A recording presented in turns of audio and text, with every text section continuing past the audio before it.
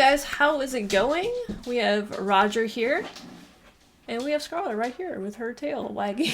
You want to say hi to everybody? You want to say hi? You want to say hi? Here we go. Oh, no. I forgot she can push me back like that.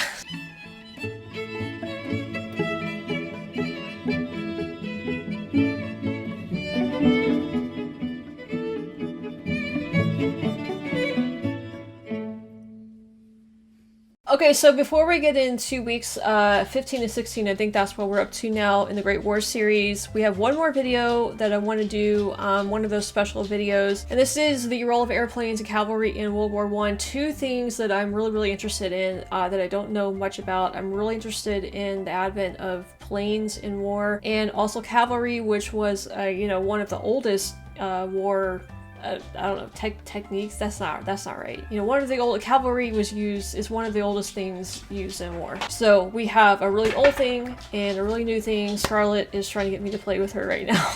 This is a short video. It's a little less than 4 minutes, so it should be a quick watch, but I'm hoping that it will help inform me a little bit more about these two things. I did want to go back to the previous video that we did on like the railways and stuff, where Indy Nightingale basically just answered people's questions, and I wanted to talk about some of your comments on that for comment time.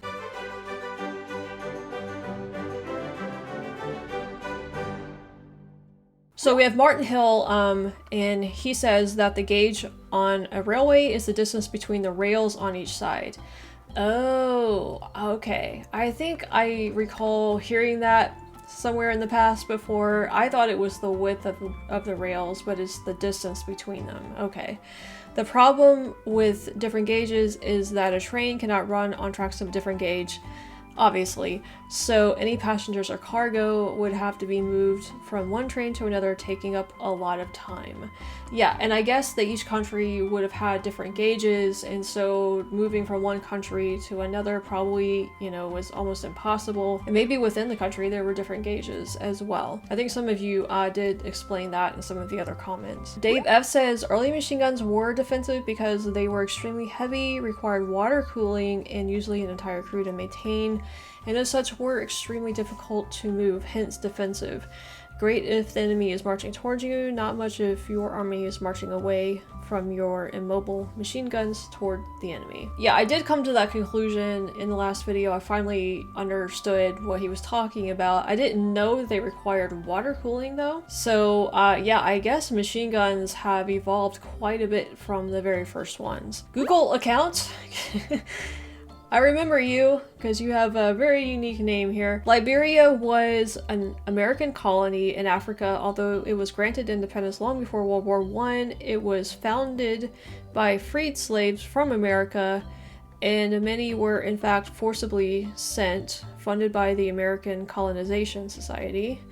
Didn't know we had a colonization society, never heard of that before. There, as US officials feared mass revolts of freed slaves.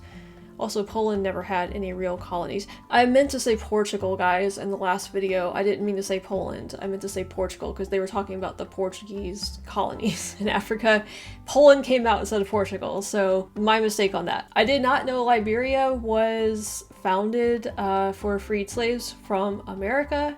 That's definitely a video I'm gonna have to do, I think, because I had no idea about that. Mock says the stratosphere story actually has an interesting consequence. The shells were so high up and flew for so long that the Germans had to include the rotation of the Earth in the elevation and azimuth calculations. That's interesting for like what I would consider like pretty normal shells, I guess, going up that high and having to calculate all of that. Of course, I think they do that quite a bit now, probably for a lot of stuff in the military. I would think of like those sorts of calculations more for like missiles being shot. Anyway, appreciate you guys leaving your comments. I'm sure I'll have some questions for you to answer on this video as well, even though it's a little short. So let's go ahead and let's get into learning about the planes and cavalry in World War I. Hi. My name is Indy Nightingale, and this is the second edition of Out of the Trenches, where I sit here in the armchair of wisdom and answer your questions about the Great War. Oh, so it's just a Q&A session, I guess. Noah 007 asks, when did aviation eventually play a major role in World War I?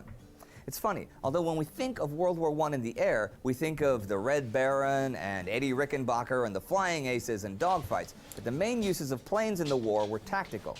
Now the war was, in a lot of places, really a war of artillery, and this was helped to the 10th degree by aerial photography and observation balloons, and later in the war, weather that was too bad to fly in was considered as effective as blinding the gunners.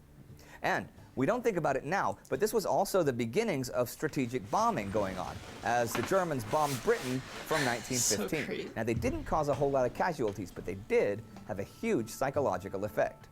Royo 2013 asks, why did Germany never... Before we move on from that, I just want to say that... It was also the beginnings of strategic bombing.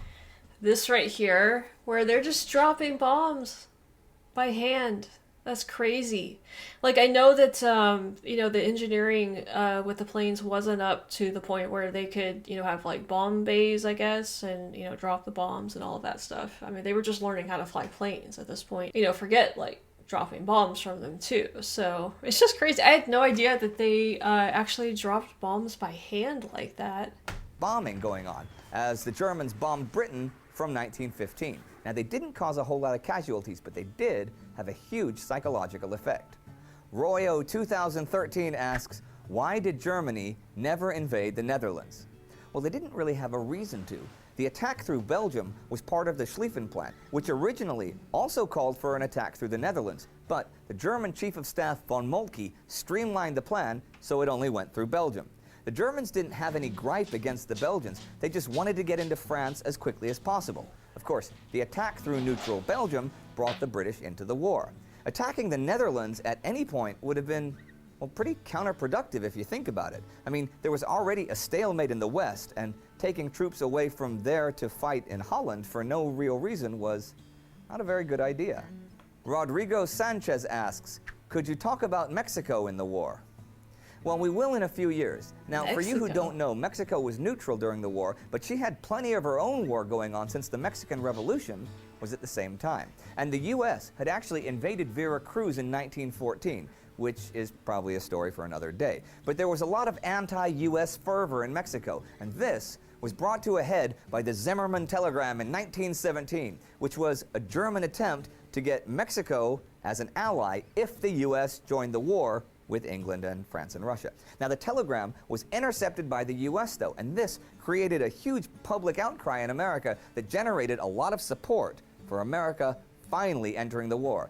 Now, I don't think we'll have time to talk about the Mexican Revolution itself, though, unfortunately. Thistle T asks, that is really interesting and something I had no idea about. So we intercepted a, was it a German telegram to Mexico, asking them to, what would Mexico have done? Would they have tried to attack the United States, basically? Because of our geography, you know, we're separated from a lot of the world by two oceans. We don't really worry too much about Canada and Mexico. So the idea of a neighboring country invading us is really, really foreign to us. Like, it's not something we would really consider. Maybe it was different back then. I don't know. It's just weird to think about. It's just weird to think about. The Mexican Revolution itself, though, unfortunately.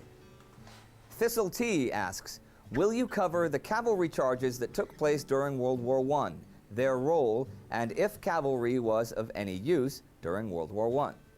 We've mentioned it, but it would be good to maybe dig deeper at some point in a special episode. The cavalry charges, though, were most notable in August 1914, and they resulted in tens of thousands of men being just mown down by machine guns. So they didn't really continue. But the horse was a vital necessity in the war, since automobiles were still fairly new, and there was, you know, no other way to get... I think I misunderstood what he was saying. Hang on. 1914, and they resulted in tens of thousands of men being just notable. Dig deeper at some point in a special episode. The cavalry charges, though, were most notable in August 1914, and they resulted in tens of thousands of men being just mown down by machine guns. So they didn't really continue. But the horse... Okay, that's what I thought he said. So did they have machine guns on horseback that they were shooting? I don't understand that, I guess. men being just mown down by machine guns. So they didn't really continue. But the horse was a vital necessity in the war, since automobiles were still fairly new and there was no other. They didn't continue because of the number of casualties. Basically, it was too much. Am I following that correctly? I'm trying to decipher what he's saying because he's not going into much detail here. So. Was a vital necessity in the war, since automobiles were still fairly new and there was, no other way to get artillery into place. Actually, the horse was a big necessity in the Second World War. Now you think about the Germany of World War II being like tanks and armored vehicles, but they only used about 20% motorized divisions then. The German army in World War II relied on horse-drawn artillery, much as they had in World War I. Brandon Edwards says, "You look like Macklemore's uncle." Yes. Yes, I do. Who's Macklemore? Okay, so not super in-depth, as he said, but it looks like they'll have more episodes maybe coming up addressing some of these topics in more detail. So I look forward to seeing those. Still did learn a little bit here, and again, was a little confused by some of the stuff he was talking about because he was being very broad with his statements, and I don't think I quite understood what he was saying a couple of times. So if you guys can sort me out on that, I would appreciate it down in the comments. What was really astonishing though is I didn't know in World War II, like I knew about the horses being used. That's something that I've learned about because I've said in my videos on the World of War that I'm doing on Patreon especially, that I was just shocked to find out that horses were still used quite a bit because the Americanized version of World War II shows pretty much just all mechanized. Like the United States didn't really use horses that I am aware of. I think we pretty much had 100%, like we were using vehicles and stuff in World War II, and so that's kind of like the view that I've always had of World War II. And when I learned that horses were still being used, then I was shocked at that. Now I just learned how much they were being used. I didn't realize that they were being used. Like 80% of Germany's transportation seems to have been horses, it seems like. So that is astonishing to me. Why is that? Why is it that the United States and Britain pretty much relied on machinery at that point, and Germany and Russia weren't? Did they not have the resources to go completely with vehicles? Like I think Russia especially just didn't have the resources. Germany though surprises me though. I would have thought that Germany would have had the resources necessary to go just pretty much like 100% mechanized in World War II. So it really surprises me to hear that it was only a very small part of their whole military operation. So anyway, that'll do it for this video, I guess. So the next video we'll be getting back to the weekly episodes. And yes, I know this is a long series and some of you are doubting that I'm actually going to finish it on my channel. I am determined to finish it. So anyway, I don't know, hopefully you'll stick around and watch them with me. Even if you don't, I'm gonna do them anyway. So just for my own learning experience. Appreciate you guys watching. Roger here does too. Scarlett does too. She's now sacked out on the floor. I'm gonna take her outside and play with her now, and we'll see you guys next time for weeks 15 and 16, I think.